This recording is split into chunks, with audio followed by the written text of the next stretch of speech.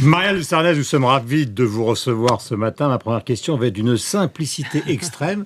Est-ce que cet accord... Ma réponse aussi, alors, elle sera simple. Est-ce que cet accord est fait, est prêt? Oui, il est fait, il est prêt.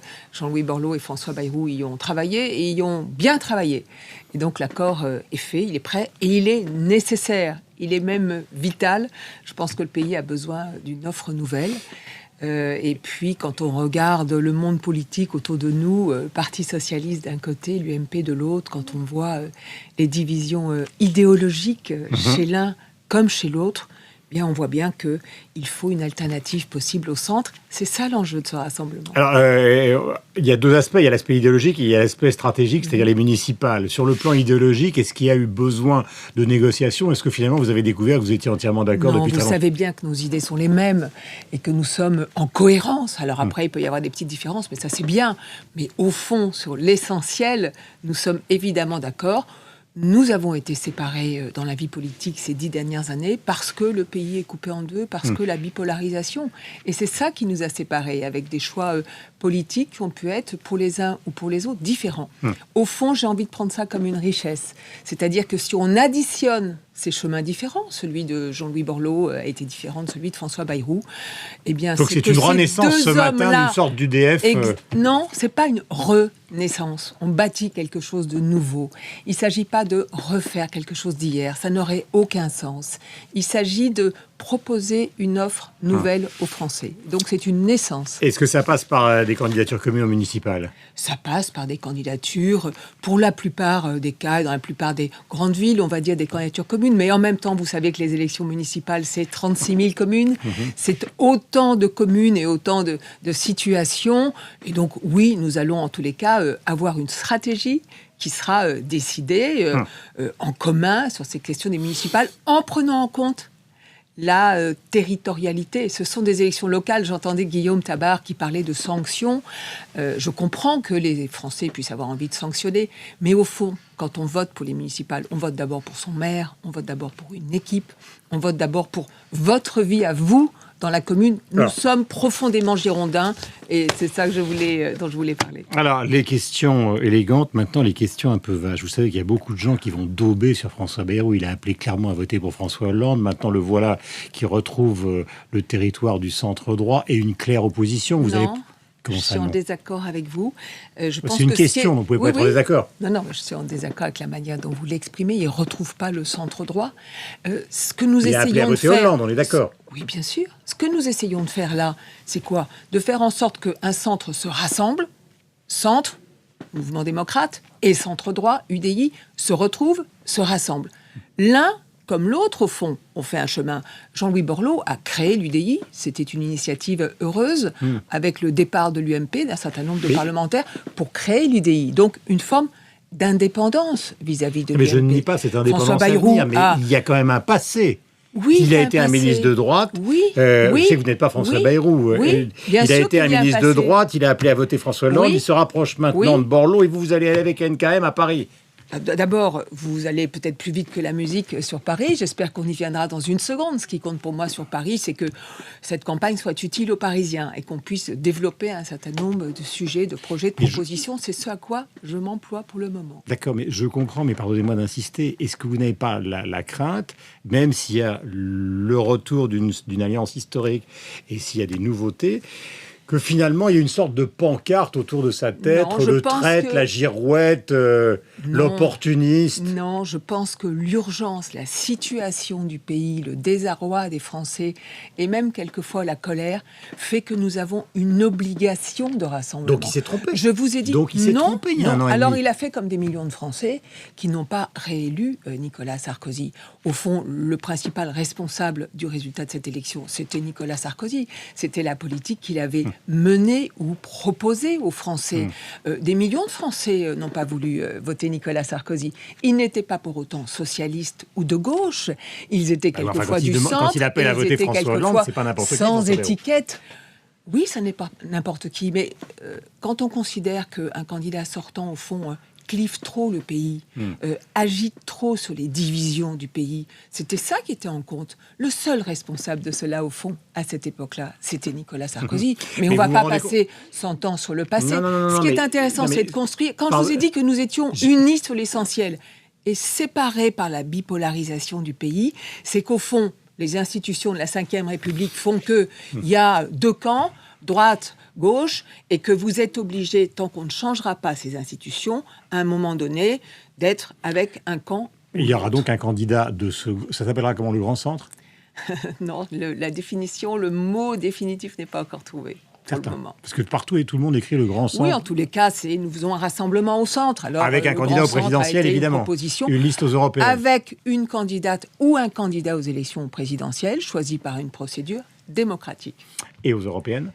Et aux européennes, liste commune, qui ne voit que l'enjeu vital, majeur dans les 6 mois. Qui sera emmené par qui? C'est évidemment fondamental. Vous savez qu'il y a un certain nombre de grandes régions de France, qu'il n'y a plus de liste nationale depuis bien longtemps, que bien évidemment... Et François Bayrou et Jean-Louis Borloo auront un rôle fondamental pour pousser, impulser, être présents dans ce débat. Et il y aura les meilleurs candidats possibles pour incarner ce renouvellement européen que nous appelons de nos voeux. Parce qu'il va falloir changer cette Europe pour la refaire aimer de nos concitoyens. Ça va être ça l'enjeu. Sur la situation de la gauche, il y a tellement de sujets, le droit du sol, le droit d'asile, les chiffres du chômage ce soir, qu'on va essayer de les synthétiser dans une formule qui est celle du Figaro Magazine, alors qui évidemment est un journal totalement opposé à la gauche et à François Hollande. Mais il paraît que le numéro qui va sortir s'appelle Le Naufrage. Est-ce que vous reprendriez ce titre à votre compte, et est-ce que finalement cette constatation, si vous la considérez comme juste, explique aussi la nécessité de l'alliance avec l'UDI? Est-ce qu'on ne va pas prendre les têtes de chapitre par tête de chapitre, autrement on n'avancera pas? Est-ce qu'il y a un naufrage de Hollande ce matin? En tous les cas, on a un pays qui va mal et avec une autorité présidentielle qui ne s'exerce pas, ou pas suffisamment. C'est ça qu'on peut dire du chef de l'État. Moi, j'attends... d'un chef de l'État qu'il rassemble, qu'il ait une vision et qu'on sache où il emmène les Français. Mais là, vous lui fermez la porte, parce qu'il aurait pu souhaiter ou envisager qu'après les européennes, se rapprocher du centre, après s'être débarrassé des Verts. J'ai une différence avec une partie de l'opposition, c'est que je ne souhaite pas l'échec de mon pays. Je souhaite plutôt que mon pays se redresse et aille mieux. Et donc, j'ai plutôt envie d'être dans une critique, on va dire, constructive, positive. Quand je vois quelque chose de bien, j'ai envie de le signaler. Et vous avez dit droit du sol il y a une seconde. Donc, peut-être qu'on va parler de ce que Jean-François Copé est en train de faire. Mais quand je vois ce que Manuel Valls fait avec la réforme du droit d'asile, je trouve que c'est bien, je trouve que c'est nécessaire, je trouve que ça va dans le bon sens. Et donc, moi, je n'ai pas envie de parier sur l'échec. Après, je vois que l'un et l'autre réfléchissent à ce sujet, c'est normal. Mais au fond, vous voyez bien que depuis des décennies, on a eu des échecs consécutifs de chaque alternance et des déceptions consécutives. Et c'est de ça dont il nous faut sortir. Je reviens à la question concernant NKM. Vous allez vous rapprocher d'elle dans quelles conditions? Et est-ce que c'est d'abord une réalité? D'abord, je veux être sur mon propre agenda. On va faire ce rassemblement du centre à Paris aussi, puisqu'on va le faire au plan national.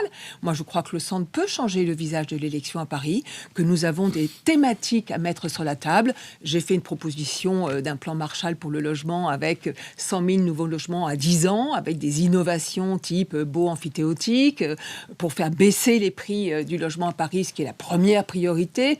Je pense qu'il faut qu'on réforme les attributions en matière de logement social. Voilà, question concrète que j'ai envie de mettre sur la table. Mais qui vous rapproche de NKM?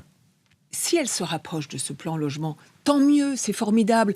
Et même, je vais vous dire, si la candidate Anne Hidalgo y trouvait aussi des bonnes choses, le plan logement que j'ai publié, sorti cette semaine, le Parti socialiste a fait un communiqué pour dire que c'était un bon plan, et l'UMP a dit que ça allait dans le bon sens. Eh bien, tant mieux. Mais vous êtes où, vous, ce matin? Tant mieux. Moi, je suis le centre. Et je suis heureuse d'être le centre. Mais il y a un moment, il va falloir se déterminer, puisque tout à l'heure, vous citiez Guillaume Tabar. Si je peux finir ma phrase, oui, alors je pense qu'il faut du renouvellement à Paris. Je pense qu'il faut du renouvellement à Paris. Du renouvellement dans les idées. C'est ce que nous allons essayer, c'est ce que j'essaye de porter dans les semaines qui viennent sur la question du projet. Après, le renouvellement, pour moi, c'est pas simplement changer d'équipe, mettre Y à la place de X. Je pense qu'il faut changer la gouvernance de Paris. Je pense qu'il faut une gouvernance moins partisane, que donc c'est pas un parti politique qui doit en remplacer un autre, c'est au fond une gouvernance qui soit plus sur les sujets concrets des Parisiens. Pardonnez-moi de vous interrompre parce que là c'est nécessaire. Il y a un moment ou un autre, étant donné ce rassemblement, vous allez quand même contribuer largement à faire le vainqueur ou la vainqueur. Oui, la réponse est oui, mais j'espère contribuer aussi largement à faire évoluer le contenu de la campagne et à être utile dans la campagne. Le moment venu, nous dirons quelle est, selon nous, la meilleure stratégie politique pour valider ce renouvellement dont Paris a besoin. Il nous reste 1 minute, 30 secondes sur Copé et le droit du sol. Ça vous paraît quoi? Nécessaire? Moi, j'ai une conviction, c'est que c'est pas en courant après les thèses du Front National, en ouvrant la porte à toutes les démagogies qu'on arrivera à faire baisser le Front National. Et je crois même l'inverse. Je crois qu'il faut être sur nos valeurs, qu'il faut être nous-mêmes. Il y a une urgence, c'est de lutter contre l'immigration illégale, de faire respecter la loi et l'état de droit, d'où la réforme du droit d'asile. On ne peut pas demander à des gens d'attendre 3 ans, 4 ans, 5 ans dans l'incertitude. S'ils sont dans l'illégalité, eh bien, il faut qu'on accélère les procédures. Il y a une deuxième urgence devant nous, c'est que l'Europe s'empare d'une vraie politique migratoire. Imaginez qu'on pourra rester entre nous pour régler ces questions, c'est absolument utopique. Et puis, il faudra renouer, par exemple, un partenariat renouvelé avec l'Afrique. Je crois que c'est dans toutes ces directions-là qu'il nous faudra aller. Imaginons 5 secondes, il va falloir faire un grand effort d'imagination, que je sois Nicolas Sarkozy et que vous soyez François Bayrou. Oui. Ils se tutoient tous les deux. Oui. Il va rigoler, Sarkozy, quand il va se présenter au présidentiel en retrouvant François Bayrou, qui maintenant est reparti à droite avec Jean-Louis Borloo. François Bayrou est au centre, Jean-Louis Borloo est au centre. Il faut faire exister le centre, ce qui, je vous l'accorde, dans la Ve République n'est pas facile, mais la seule alternative au Front National, ça sera effectivement ce nouveau mouvement du centre. Merci beaucoup, Marianne Le Sarnez, d'être venue nous voir ce matin pour cette journée donc importante pour le renouveau du centre en France. C'est la meilleure journée possible. Nous sommes sur LCI et sur Radio Classique.